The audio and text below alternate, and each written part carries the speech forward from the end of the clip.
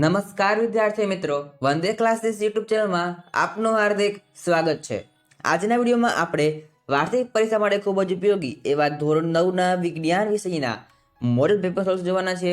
આપણી આ ચેનલ પર ધોરણ 9ના વાર્ષિક પરીક્ષા માટેના બધા વિડીયો મૂકવા આવે છે, જેમ કે આઈપીના વિડીયોઝ, બ્લુ પ્રિન્ટના વિડીયોઝ, રિવિઝનના વિડીયોઝ, ખાતો જોઈ શકો છો, તમને સૌથી ફાયદો થવાનો છે। અને આ જે પેપર છે મોડેલ પેપર એ બોર્ડે જાહેર કરેલું છે, એટલે કે તમારા માટે મોસ્ટ ઇમ્પોર્ટન્ટ પેપર છે। આમાંથી ઘણા બધા પ્રશ્નો પેપરની અંદર આવી શકે છે। માટે તમારે છે વિડીયો અંત અવશ્ય જોવાનો છે, અને ખાસ કરીને તમને વિડીયો પસંદ આવે તો લાઈક જરૂરથી કરજો અને વિડીયો શેર જરૂરથી કરજો, જેથી બાકીના વિદ્યાર્થીઓને પણ આ વિડીયો લાભ મળી શકે।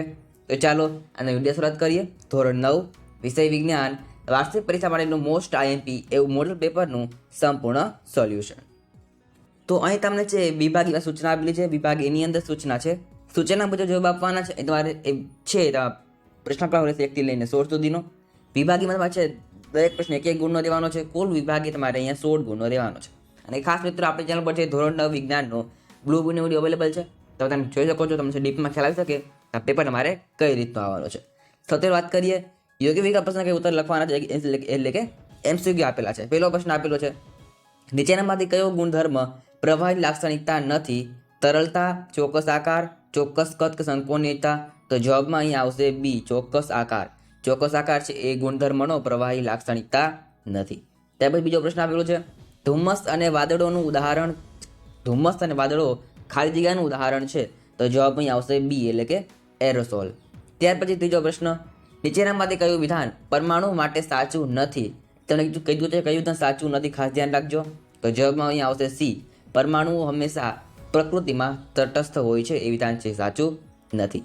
તે પછી પ્રશ્ન ચોથો આપેલો છે, પ્રોકેરિયોટિક કોષમાં શાનો અભાવ હોય છે? તો જવાબમાં આવશે અહીંયા ડી, પટલયુક્ત કોષ કેન્દ્રનો છે અભાવ હોય છે। ત્યારબાદ આગળ વધીએ, ખરા ખોટા આપેલા છે। પ્રશ્ન નંબર 5, પાણીનું બાષ્પીભવન એ રાસાયણિક ફેરફાર છે? તો જવાબની આવશે ખોટું। ત્યાર પછી છઠ્ઠો સવાલ, 1 મિનિટમાં ધ્વનિ તરંગ 600 વાર કંપન કરે છે, તો ધ્વનિ તરંગની આવૃત્તિ 100 હર્ટ્ઝ થાય છે? તો અહીં જવાબ આવશે ખોટું, વિધાન ખોટું છે। તે આગળ વધીએ, પ્રશ્ન નંબર 7 આપેલું છે, એક દોડવીર વર્તુળાકાર પથ પર 1 ચક્કર પૂર્ણ કરે ત્યારે તેના દ્વારા થયેલું સ્થળાંતર શૂન્ય થાય છે? તો વિધાન અહીંયા સાચું છે। ત્યાર પછી, જો કોઈ પદાર્થની ઝડપ બમણી કરવામાં આવે તો તેની ગતિ ઊર્જા 4 ગણી થાય છે? તો આ વિધાન પણ તમારે સાચું આપેલું છે। આગળ વધીએ, ખાલી જગ્યા આપેલું છે। 9મો સવાલ, 10 કિલોગ્રામ બરાબર ખાલી જગ્યા ન્યૂટન? તો જવાબમાં આવશે 98। કેટલા ન્યૂટન? 10 કિલોગ્રામ બરાબર 98 ન્યૂટન। ત્યાર પછી 10મો સવાલ, સિસ્ટની એ કોષની ખાલી જગ્યામાં જોવા મળતી પુટિકાયુક્ત રચના છે? તો જવાબમાં આવશે ગોલ્ગી પ્રસાધન। ત્યાર પછી પ્રશ્ન નંબર 11, ખાલી જગ્યા નામના વૈજ્ઞાનિકે સૂચવ્યું કે તત્વોની સંજ્ઞાને તેમના નામના 1 અથવા 2 અક્ષરોથી દર્શાવી શકાય છે? તો જવાબમાં આવશે બર્જેલિયસ। ત્યાર પછી પ્રશ્ન નંબર 12, 187 ડિગ્રી સેલ્સિયસ બરાબર ખાલી જગ્યા કેલ્વિન? તો જવાબમાં આવશે 400 કેલ્વિન। આ છે મોસ્ટ આઈમ્પી પ્રશ્ન છે, તમને પૂછાઈ શકે છે આવું કે કેલ્વિન અને ડિગ્રીનો જે છે તમને જરૂરથી એક્ઝામની અંદર આવી શકે છે, માટે ખાસ તમે છે ધ્યાનમાં રાખજો। આગળ વધીએ, ટૂંકમાં જવાબ આપવાના છે। પ્રશ્ન 13 આપેલું છે, આંતરપાક પદ્ધતિને એક ઉદાહરણ આપો? તો જવાબ આવશે સોયાબીન અને મકાઈ। ત્યાર પછી પ્રશ્ન નંબર 14, Cu2+ અને Cu- આયનના સંયોજનથી બનતા સંયોજનનું આણ્વિક સૂત્ર લખો? તો જવાબ આવશે CuCl2, એટલે કે કોપર ક્લોરાઇડ। ત્યાર પછી 15મો સવાલ, કાર્ય જ્યારે ઋણ હોય ત્યારે બળ અને સ્થાનાંતર વચ્ચેનો ખૂણો કેટલો હશે? તો જવાબ આવશે 180 અંશ। ત્યાર પછી ઉનાળામાં માટલામાં રાખેલ પાણીને ઠંડુ કરવા માટે કઈ ઘટના જવાબદાર છે? તો જવાબ આવશે બાષ્પીભવન। કઈ ઘટના છે? બાષ્પીભવન ઘટના છે અહીંયા જવાબદાર છે। તો અહીં આપણે છે વિભાગીય પૂરો કરીએ છીએ। વિભાગીયમાં છે 16 ગુણનો છે, તમને ખૂબ જ ઇઝી રહેવાનો છે। અને આપણે છે એ ધોરણના વિજ્ઞાનના છે વિભાગીય માટેના આઈએમપી એમસીક્યુનો વિડીયો મૂકેલો છે। આ ઉપરાંત બાકીના ખરા ખોટા, ખાલી જગ્યા, 1 વાક્યમાં જવાબ વગેરેના વિડીયો અવેલેબલ છે, તમે ખાસ જોઈ શકો છો, તમને છે વિભાગીયના પણ પૂરા માર્ક્સ મળી જશે। આ આગળ વધી આપણે વિભાગ બીની વાત કરીએ છીએ। સૂચના અહીં આપેલી છે, માગે બધું ઉત્તર આપવાના છે। અહીં તો પ્રશ્નક્રમ રહેશે 17 લઈને 26 સુધીનો। અહીં તો પ્રત્યેકના 2 ગુણ રહેશે। કુલ વિભાગ બી તમારે અહીંયા કુલ 20 ગુણનો રહેવાનો છે। વાત કરીએ પ્રશ્ન 17 આપેલું છે, 2 પરમાણ્વીય ના કેન્દ્રની રચના નીચે મુજબ દર્શાવેલું છે। તમે જોઈ શકો છો, તમે કોષ્ટક આપેલું, 10 મજાનું કોષ્ટક આપેલું છે। પેલો પ્રશ્ન પૂછેલો છે, અહીં x અને y તથા પરમાણુ દળાકની ગણતરી કરવાની છે? તો જવાબમાં આવશે અહીં તમારે છે 100, એમાં જવાબમાં આવશે 12 અને વાયમાં જવાબ આવશે 14। ત્યાર પછી બીજો પ્રશ્ન તેમાં આપેલો છે. બે સ્પીસીઝ વચ્ચેનો સંબંધ દર્શાવવાનો છે. તો જવાબમાં આવશે બંને છે. તમારે અહીંયા સમસ્થાનિકો છે શું છે એ તમારે જે એક્સ અને વાય જે આપેલા છે બંને તત્વ એ તમારે અહીંયા આવશે સમસ્થાનિકો કહેવાશે. આગળ પ્રશ્ન નંબર 18 આપેલું છે. નીચેના ફેરફારોને ભૌતિક તથા રાસાયણિક ફેરફારો વર્ગીકૃત કરવાના છે. તો અહીં તમે જોઈ શકો છો એ તમારે આપેલું છે તિજોરીને કાટ લાગવો, પાણીને ઉકાળીને વરાળ બનાવી, કાગળ અને લાકડાનું સળવું અને તઈ માખણનું પીગળવું. તમને છે કુલ 4 ફેરફારો આપેલા છે. આમાંથી છે 2 ભૌતિક છે અને 2 રાસાયણિક છે. તમારે ક્યાં ભૌતિક છે ને ક્યાં રાસાયણિક છે એ તમારે અલગ કરવાના છે. તો અહીં તમારે છે ભૌતિક ફેરફાર કયા આવશે? તો પાણીને વરાળ બનાવી અને માખણનું પીગળવું એ બંને મારે છે ભૌતિક ફેરફારો છે, કારણ કે તેમાં છે અવસ્થા બદલાય છે.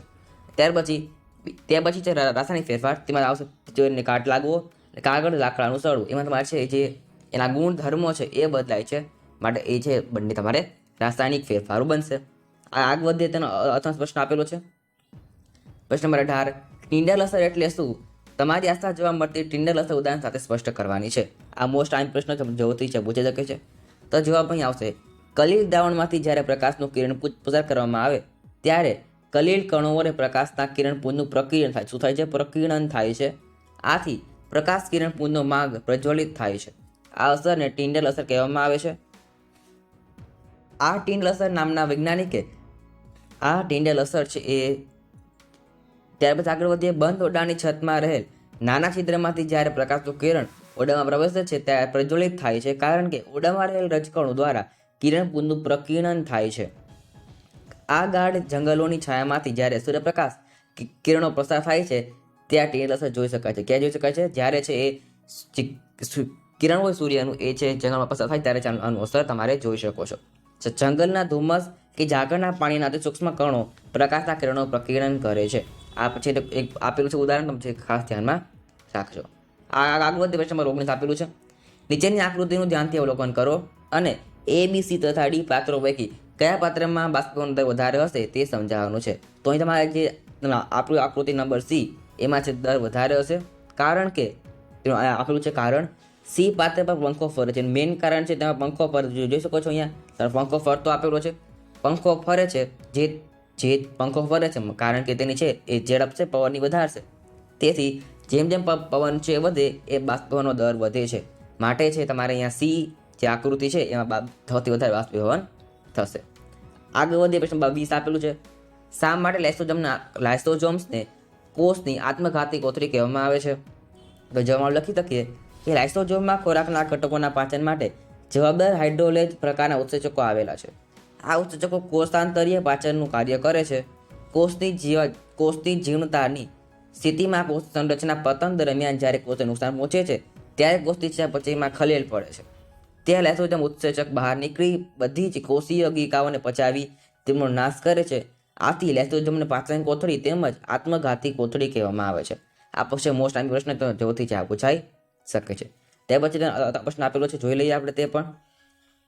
નીચે આપેલ માહિતીને અનુરૂપ અંગિકાઓના નામ આપવાના છે. તો પેલું છે કોષનું શક્તિઘર, તેમાં આવશે કણાભ સૂત્ર. બીજું છે કોષનું રસોડું, તેમાં આવશે હરિતકણ. ત્યાર પછી કોષનો નિયામક એકમ, તો જેમાં આવશે કોષ કેન્દ્ર. ત્યાર પછી છે કોષનો પરિવહન માર્ગ, તેમાં આવશે કોષ દિવાલ.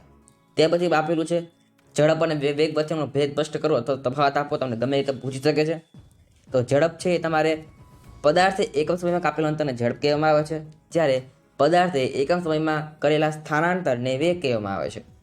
ઝડપ છે અદિશ રાશિ છે, વેગ છે એ સદિશ રાશિ છે. એટલે કે જ્યારે તમે છે ઝડપને દર્શાવી હોય ત્યારે તમારે છે જવું પડતું દિશાની, જ્યારે તમે વેગને દર્શાવો ત્યારે તમારે દિશાની છે જરૂર પડે છે. માટે ઝડપ છે અદિશ રાશિ છે અને વેગ તમારે અહીંયા સદિશ રાશિ થશે. આ ઉપરાંત અહીંયા આપેલો છે ત્રીજો મુદ્દો. તમે કોઈ પણ બે મુદ્દા લખવાના છે, આપણે છે અહીં 3 મુદ્દા લખેલા છે. તો ઝડપ છે એ ધન હોઈ શકે, શૂન્ય હોઈ શકે, પરંતુ ઋણ ન હોઈ શકે. વેગ છે એ ધન હોઈ શકે, ઋણ હોઈ શકે, શૂન્ય પણ હોઈ શકે. વેગ છે ગમે હોઈ શકે, જ્યારે ઝડપ છે કોઈ ઋણમાં એટલે કે માઇનસમાં ન હોઈ શકે. જ્યારે ઝડપ હંમેશા શૂન્ય હોય અથવા તો પ્લસમાં હોય, પણ માઇનસમાં ન થઈ શકે. આગળ વધે પ્રશ્ન 22. ઝાડની ડાળીને તીવ્રતાથી હલાવતા કેટલાક પર્ણો ડાળીમાંથી છૂટા પડી જાય છે, કારણ આપી સમજાવો. તો જવાબમાં આવશે ઝાડની ડાળીને તીવ્રતાથી હલાવતા તેના પર્ણો સ્થિર અવસ્થામાં હોય છે. ક્યાં હોય છે? કઈ અવસ્થા હોય છે? સ્થિર અવસ્થામાં હોય છે. હવે ઝાડની ડાળીને તીવ્રતાથી હલાવતા ડાળીઓ ગતિમાં આવે છે, પણ તેના જે પર્ણો છે એ તમે જેમ જાણો છો એમ નિયમ આવે છે જડત્વનો નિયમ. તેના ગુણધર્મને લીધે પોતાની મૂળ સ્થિર અવસ્થા રાખવાનો પ્રયત્ન કરશે. તેથી કેટલાક પર્ણો છે તૂટીને નીચે પડી જાય છે. આ છે એનું કારણ છે. ત્યાર પછી તેનો પ્રશ્ન આપેલો છે. દાખલો છે એક સરસ મજાનો 22 નંબરની હતો. તેનો અથવાનો દાખલો છે. એક ગાડીનું દળ 1500 કિલોગ્રામ છે. કેટલું છે? 1500 કિલોગ્રામ. જો ગાડી 1.7 મીટર પ્રતિ સ્ક્વેરના પ્રતિપ્રવગ એટલે કે ઋણ પ્રવૃત્તિ ગતિની સ્થિર હોય તો ગાડી તથા રસ્તા વચ્ચે લાગતું બળ શોધવાનું છે. તો અહીં તમારે એમ આપેલું છે 1500 કિલોગ્રામ, એ આપેલું છે -1.7 મીટરનો સ્ક્વેર એટલે કે -1.7 પ્રતિ મીટર સ્ક્વેર. અહીં તો સૂત્ર આવશે F બરાબર m. માન છે ગણતરી કરતો જવાબ આવશે -2550 ન્યૂટન બળ. આ છે એનું બળ આવશે. કેનું? તો કે ગાડી અને રસ્તા વચ્ચેનું આટલું છે બળ લાગશે. આગળ વધે પ્રશ્ન 23 આપેલું છે. આપણે દાખલો આપેલો છે. 70 કિલોગ્રામ દ્રવ્યમાન ધરાવતા માણસનું ચંદ્ર પર વજન ગણો તથા તેમનું દ્રવ્યમાન કેટલું થાય એ પણ જણાવવાનું છે. અહીં તમારે G બરાબર છે 10 મીટર પ્રતિ સ્ક્વેર લેવાનું છે. તો અહીં તમારે છે એનું જે વજન આવશે ચંદ્ર પર આવશે 116.6 ન્યૂટન અને જે દ્રવ્યમાન છે એ તમારે આવશે 70 કિલોગ્રામ. કારણ કે તમે જો કોઈ પણ ગ્રહ પર જાઓ પણ જે તમારું દ્રવ્યમાન છે સરખું જ રહી છે, એમાં કોઈ ફેરફાર થતો નથી.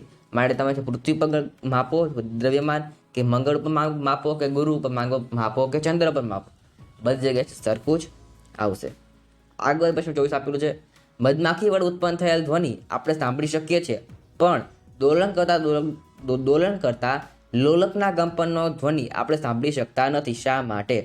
તો જવાબમાં આવશે મધમાખી વડે ઉત્પન્ન થયેલ ધ્વનિ આપણે સાંભળી શકીએ છીએ, પણ દોલન કરતા લોલકના કંપનનો ધ્વનિ આપણે સાંભળી શકતા નથી. કારણ કે મધમાખીઓ જે હવામાં ઉડતી હોય છે ત્યાં તેમની પાંખોના દોલનનો લીધે જે ધ્વનિ ઉદ્ભવે છે તે શ્રાવ્ય ધ્વનિ હોય છે. કઈ ધ્વનિ હોય છે? શ્રાવ્ય ધ્વનિ હોય છે.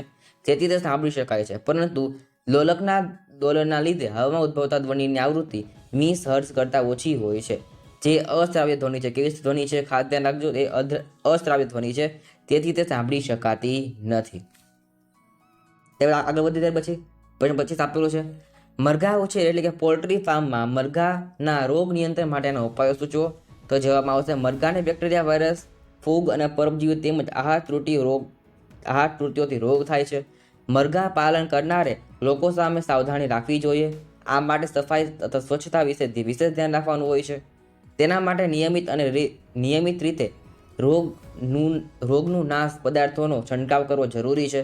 રોગના સંક્રમણ સમયે યોગ્ય અને ઘનિષ્ઠ રસીકરણ દ્વારા સંસર્ગજન્ય રોગો સામે રક્ષણ આપી મરઘાના મૃત્યુદરને છે નિયંત્રણમાં આપણે રાખી શકીએ છીએ. તે પછી આગળ વધે પછી 26 આપેલું છે. લીલું જૈવિક ખાતર તૈયાર કરવા માટેની ક્રિયાવિધિને યોગ્ય ક્રમમાં ગોઠવવાનું છે. તો એ તમે પેલું આવશે આજે આપેલું છે બીજા નંબર તમારે આવશે પહેલા નંબરની અંદર. ત્યાર પછી તમને આપેલું છે અહીંયા આ તમારે આવશે ત્રીજા નંબરની અંદર અને આ તમારે અહીં તમારે છે આ તમારે બીજો નંબર આવશે. આ તમારે ત્રીજો નંબર છે, આ તમારે આવશે ચોથો નંબર. અહીંયા આપણે આન્સર લખો તમે જોઈ શકો છો. અહીંયા સૌથી પહેલાં આવશે ખાતર બનાવવા માટે કાં તો લીલી વનસ્પતિ ઉગાડવામાં આવે કાં તો કેટલાક છોડ ઉગાડવામાં આવે. ત્યાર પછી છોડને છે ખેતરની જે જમીનમાં છે ભેળવી દેવામાં આવે છે, તેના ભાગો જમીનમાં ભળી જાય છે. ત્યાર પછી લીલી વનસ્પતિના છોડ જમીનમાં વિઘટિત થાય છે. ત્યાર પછી જે ખાતર બની જાય છે, કયું ખાતર? તો કે લીલું જૈવિક ખાતર બની જાય છે. આગળ વધે આપણે વાત કરીએ વિભાગ સી ની. સૂચના આપેલી છે વિભાગ સી ની અંદર. ટૂંકમાં ઉત્તર આપવાના છે, માગે મુજબ ઉત્તર આપવાના છે. અહીં તમારે ક્રમ રહેશે, પ્રશ્ન ક્રમ રહેશે 27 લઈને 34 સુધીનો. અહીં તો આમ પ્રત્યેકના કુલ એટલે કે 3 ગુણ તમારે રહેશે પ્રત્યેક પ્રશ્નના. અહીં તમને ખાસ પ્રશ્ન છે મોટા હોય તમે છે વિડીયો પોસ્ટ વાંચી શકશો. હું જવાબ વાંચીશ નહીં, ફક્ત આપણે પ્રશ્નની ચર્ચા કરીશું. તો વાત એ પ્રશ્ન 27 આપેલું છે. કોઈ પદાર્થના ગલન બિંદુ અથવા ઉત્કલન બિંદુ તાપમાન કેમ જળવાઈ રહે છે? કારણ આપી સમજાવો.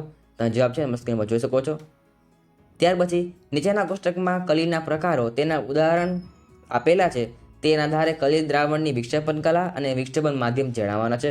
તો એ તમારે આટલું પ્રશ્ન આપ્યું તમને. આ પાર્ટો છે જવાબ તમને બનશે. કેટલો આટલા જવાબ છે? આન્સર છે. તમે તેને છે સ્ક્રીન પર જોઈ શકો, લખી શકો છો ખાસ. આગળ વધ્યા પછી પ્રશ્ન 29 આપેલું છે. નીચેના દરેકના આણ્વિક દળ ગણવાના છે. તમારે આપેલું છે Na2CO, KOH અને CaO. તમારે આણ્વિક દળ ગણવાના છે. તમને માહિતી પણ આપેલી છે કે કેના કેટલા છે એ લેવાના છે. તમે જવાબ મળશે સ્ક્રીન પર જોઈ શકો છો અહીંયા. પછી આગળ વધીએ પ્રશ્ન નંબર 30 આપેલો છે નીચે આપેલ આકૃતિ પૈકી વનસ્પતિ કોષ અને પ્રાણી કોષને ઓળખો તથા બંનેમાં સમાન ન હોય એટલે કે સામાન્ય ન હોય તેવી અંગિકાઓના નામ લખી તે પૈકી એક અંગિકા વિશે ટૂંકમાં માહિતી આપવાની છે. તો આ તમારે છે પ્રાણી કોષ છે અને આ વનસ્પતિ કોષ છે. એના કોષ દિવાલ, હરિતકણ, આ બનશે તમારે. તારા કેન્દ્ર એ તમારે આ છે અને કોષ દિવાલમાં છે આ છે. આટલી જ અંગિકા છે, બંનેમાં સામાન્ય નથી એટલે કે એક સરખી નથી, બંનેમાં અલગ અલગ આવે છે. એ આ દર્શાવેલું છે.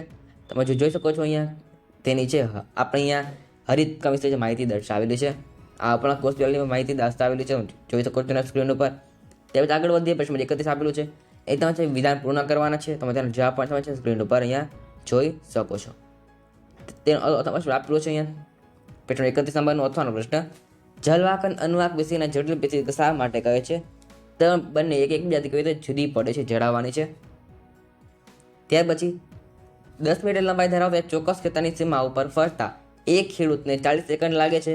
તો આ ખેડૂતની તેટલી જ ઝડપે 20 મિનિટ 2 મિનિટ અને 20 સેકન્ડમાં કેટલું સ્થાનાંતર મૂલ્ય થશે? આ તમે છે દાખલો ટેક્સ્ટ બુકમાં આપેલો છે, તો તમે જલ્દી લખી શકશો. એ જાતે કરી લેવાનો રહેશે. તે પછી આગળ વધીએ. એક છોકરી 12 મીટર ગુણ્યા 12 મીટર પરિમાણ ધરાવતા એક બગીચાની બરાબર મધ્યમાં બેઠી છે. આ બગીચાની ડાબી બાજુ એક અડીને એક મકાન છે અને એક જમણી બાજુ બગીચાને અડીને એક રસ્તો છે. આ રસ્તામાં એક ફટાકડો ફૂટ્યાની ધ્વનિ ઉત્પન્ન થાય છે. શું છોકરીને ઉત્પન્ન થયેલ આ ધ્વનિનો પડઘો સંભળાશે? સમજાવો. તો જે આપણને સ્ક્રીન પર જોઈ શકો છો. તેનો પ્રશ્ન આપેલો અથવાનો પ્રશ્ન છે 33 નંબરનો. ધ્વનિનો વેગ, તરંગ લંબાઈ અને આવૃત્તિ વચ્ચે સંબંધ સ્થાપિત કરો.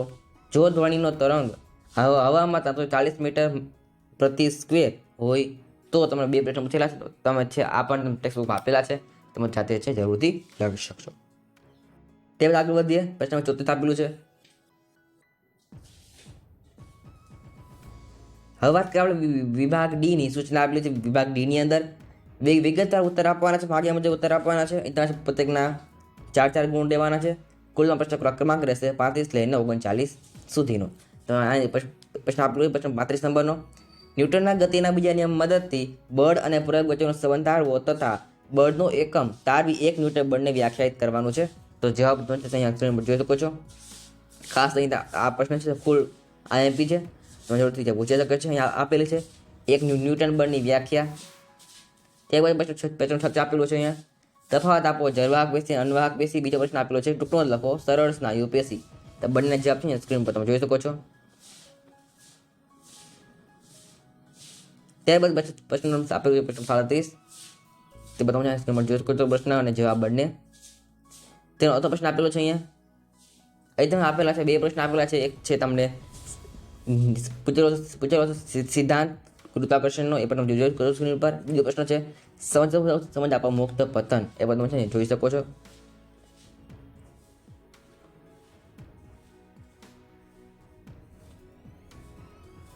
ત્યાર પછી આપેલું છે અહીંયા એક ઊંચાઈ પર રહેલી વસ્તુની સ્થિતિ ઊર્જાનું સૂત્ર તારવું અને 20 કિલોગ્રામ દળની વસ્તુને જમીનથી 5 મીટરની ઊંચાઈ પર લઈ જવાથી વસ્તુમાં શું સંગ્રહ પામતી ઊર્જાની ગણતરી કરવાની છે. આ બાદ તમે ટેક્સ્ટબુકમાં આપેલો છે, માટે તમે જલ્દી સાથે આ પણ કરી શકશો.